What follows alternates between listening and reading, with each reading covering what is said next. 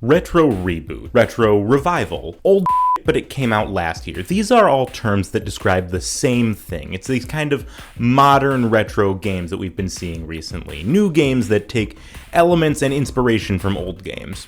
Nostalgia is powerful in any creative medium, and now it seems video games have reached the level of maturity where nostalgia is profitable, so we're getting some new games that play like old games. Did I say some?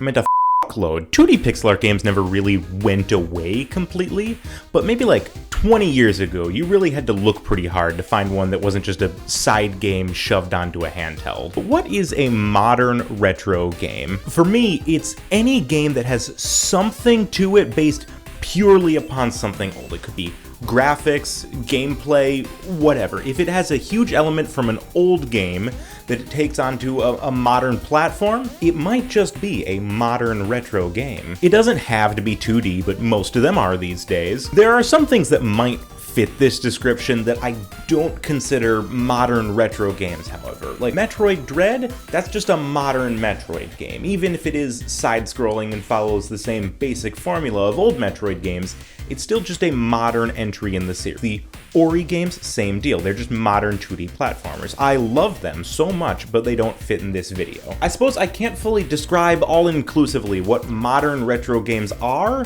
but I know it when I see them. By the way, I am proactively calling this video Volume 1. There are way more cool modern retro games that I do want to try, so I know that I will be revisiting this topic at some point. In fact, if you've ever played a great modern retro game, especially some that aren't talked about as much, please leave a comment and let me know what they are. Let me know what great games you've experienced that fit into this category. I want to explore more than just the 10 best modern retro games that are on every list that you see online of this kind of stuff. First up, Sonic Mania. This one might seem to fit that description of just a modern entry in a long-running series like Metroid Dread, but when the entry right before this one looked like this, and this one looks like this, I'm counting this one as a modern retro game. The cool thing about this game is that the developers weren't actually Sega or Sonic Team employees. They were people who made really good Sonic fan games, and then Sega asked them to develop an original entry for Sonic's 25th anniversary. And let me tell you, it really comes through on this game that the developers are like real passionate Sonic fans. This game is fantastic. This game feels like an incredible love letter to classic Sonic games, but with a lot less of that classic Sonic bullshit, like these star things from Sonic 2. I hate these. There are just too many of them, and they're in the wrong spots. Of the 13 zones in Sonic Mania, 8 of them are kind of reused, reworked zones from classic Sonic games, like Green Hill and Chemical Plant. Then there are 5 completely original zones, like Studiopolis Zone. All of the zones are pretty great, but the original zones that these developers created from scratch just make me really want them to make just like a completely original Sonic game in this art style, but they just have free reign to create whatever they want, not necessarily based on something older. Sonic as a series these days, especially 2D Sonic, relies pretty heavily on nostalgia, so when they come out with this big, fast, colorful, beautiful, thought-out, brand new level, I just want more of it. I mean, just look at how they use art and animation for these mechanics in Studiopolis. That's not to say that the remixed or the kind of reworked classic stages feel dull, even though I have gotten a little bit bored of Green Hill and Chemical Plant in so many Sonic games. That was up until Sonic Mania gave us the best Chemical Plant Zone in any Sonic game. Chemical Plant Zone has always felt to me like a little bit more of a generic industrial zone rather than a chemical plant per se, but Mania changes that in a great way. In addition to the stupid purple water that I always drowned in older games, there are sticky pads, bouncy pads that you make by mixing chemicals. You jump into this bubble here and there's a big DNA helix that carries you up. This is so cool and makes me almost forget how much I hate the purple water in Sonic 2. Almost. I suppose if I had to come up with a criticism of this game, it's that this boss fight here where you're flying with a bunch of robots is kind of annoying, but this is far from ruining this game. This is one of the best examples of a modern retro game done very right. It pays homage to the game that it's based on through visual style and controls, but still has new ideas for level design and mechanics around every corner that make it feel fresh, but still at the end of the day, it feels like Sonic. Stardew Valley is another modern retro-style game that was inspired by the Harvest Moon series of games. You see, the graphics are very similar to the original Harvest Moon on SNES, and I like that. I am a sucker for that kind of 16-bit, colorful, fun SNES style of graphics. You start out this game when you inherit a rundown farm in Pelican Town from your grandfather. The farm, though, is in such disrepair, it feels like your grandfather just gave you like a chore. Like, what if for Christmas one year a family member just gifted you a broken, smashed up plate because they know that you didn't have plates but you did have super glue, and this would be a good use of your time, I suppose? Like, thanks for the work, I guess. Like, if someone gifted me this farm in real life, it would be such a major inconvenience to me in my life. I don't know what I would actually do with it, because I don't have the patience to fix this up. And I'll be honest, that's kind of where my problem with this game comes in a little bit. It's clearly a very high quality game, but just not my thing necessarily. See, you can farm, you can mine, you can meet a ton of different NPCs who live in town that you can become friends with and even start some romance with, but I never got to that point, because right now, I just don't really have the patience for this style of game, and it is a game that asks you to have a good amount of patience. See, I don't have patience to grow plants in real life, much less in a video game. When I'm sitting down to play a video game, I don't want it to tell me, okay, just wait, things will come. No, I come to video games for fast, fun, instant gratification. I enjoy exploring a large variety of games and exploring unique worlds, mechanics, art, so I typically like to spend maybe 10 to 30 hours on a game before moving on, so the fact that Stardew Valley asks you to spend tons of time in it to see everything pushes me away from it a little bit, but that's not the point of this video. The point of this video is how well does this work as a modern retro game? And I have to say, I think it does a pretty good job of that. Like Sonic Mania, it does a lot of really great stuff to work as a spiritual successor that respects the thing that it's based on, but still has its own new ideas and takes advantage of modern hardware to show more graphics or better graphics, even if it's still kind of using the style of the old graphics. I haven't actually played the original Harvest Moon, but from what I've been reading, all of the new stuff in Stardew Valley does a whole lot to kind of add depth to the experience that you would get out of playing this style of game. So in conclusion, not necessarily my thing, fantastic as a modern retro game, and I see why so many people love this game as much as they do. Hi, it's me while I'm editing. I didn't even mention this while I was filming, but I thought it would be funny to name my character in Stardew Valley Todd Palpatine.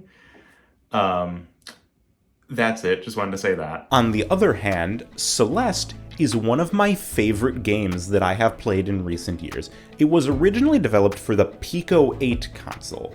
Now, I wouldn't blame you if you've never heard of the Pico 8 console before, because it's not a real console. It's a fantasy console, the concept of which confused me at first, but then I read a little bit more and it was actually kind of interesting.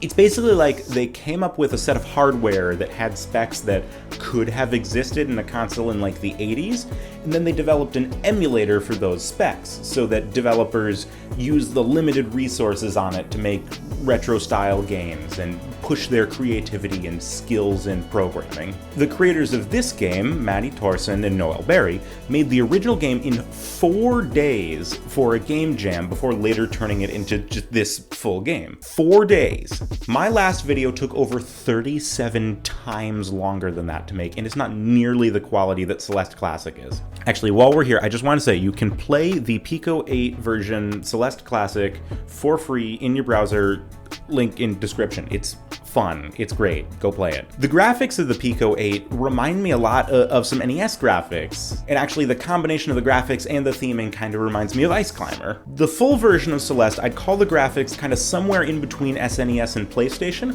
which is where a lot of modern retro games try to put their graphical style. So this game is actually really simple at its core. The controls are move, jump, dash, and grab onto walls.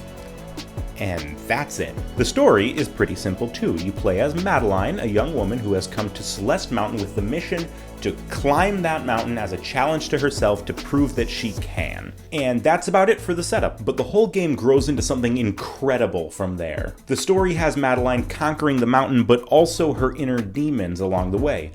Literally, actually. Now, there are a lot of pieces of media, especially nowadays, that kind of shoehorn in a mental health storyline, and it feels a little awkward, like they were just trying to capitalize on that being a big talking point nowadays, but I promise it is done so well in Celeste. The mechanics also grow as the game goes along. Each level has its kind of unique mechanic, from these stoplight blocks to these bubbles to these angry blocks. I also can't talk about this game without mentioning the score. The music is so fantastic and ties everything together so perfectly. Now, all of that is well and good, but then we get to the part of Celeste that turns a lot of people off from it.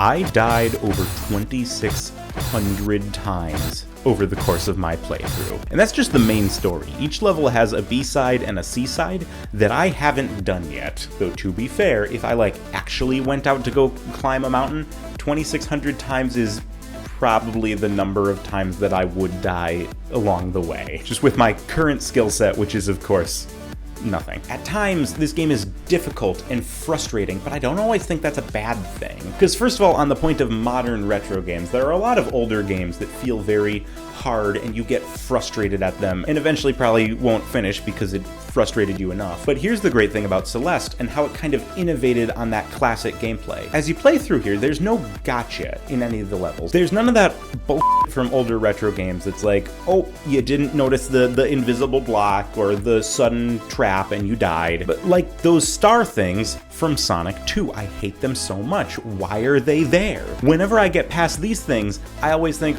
wow, that sucked, I'm glad it's over. Whenever I complete a particularly difficult screen in Celeste, I think, wow, that was difficult, but I got through it. I accomplished something. You feel accomplished with every passing level, just as Madeline does. It feels like it takes inspiration from retro platformers like Mario, obviously, but Mega Man as well. That might just be in my head because it's hard. But it uses modern sensibilities to refine the controls and the mechanics, creating this really smooth experience that you want to keep playing, as well as having a compelling and emotional storyline on top of that weaves in themes and messages with the gameplay really perfectly.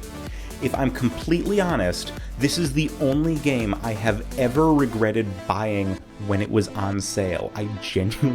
This is a fantastic game and I genuinely want to give these developers more money. If you just look at a screenshot of the game Yooka Laylee, you might disagree with me that it's a modern retro game, but I think it is, and it's my video, so I get to decide. So you don't get a say, but you do get an explanation.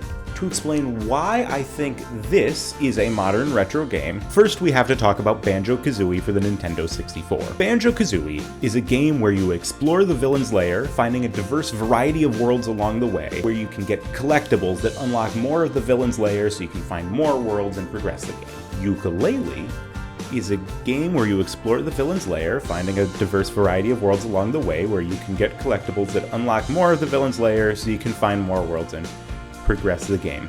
The similarities are striking and unsurprising because the developer of Yooka Laylee, Playtonic Games, was started by former employees of Rare who made Banjo-Kazooie back in the day. It's a pretty fun game, but of all the games I'm talking about in this video, this is the one I have the most criticisms about. I feel like it had a lot of potential, but I also feel like it could have done way more with that potential. So each of the worlds is a book that you jump into and you collect more pages within that world to unlock more books and more worlds.